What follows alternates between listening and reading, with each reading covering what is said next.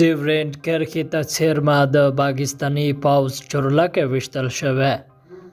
السلام علیکم، ستړي مه شئ، پام وکړئ، تازه مهم خبر ته.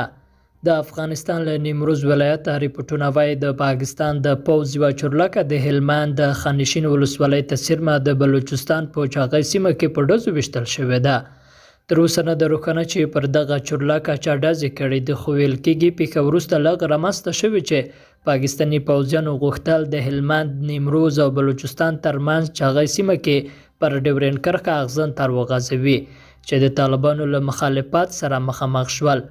له دې وروسته د پاکستاني پوځ یوه پلاوي چې سیمې ته تللي وو پر چورلکه یې ډزې شوې دي. د ریپورټونو له مخې په دغه پیښه کې د پاکستاني پوځ یو افسر هم ټپي شوی، خو په رسمي ډول د دې پخلی نه ده شوی. د سیمې خلک هم BBC ته ویلي چې چورلکه ویشتل شوې ده.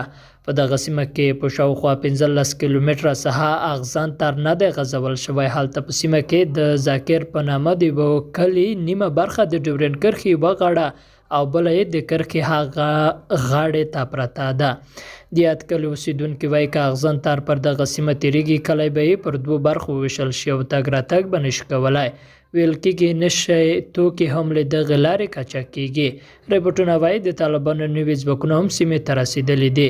تر دې وړاندې په سپین بولدک سیمه کې هم د اغزن تار د غځولو پر سر له پاکستان سره لانجه شوې وه.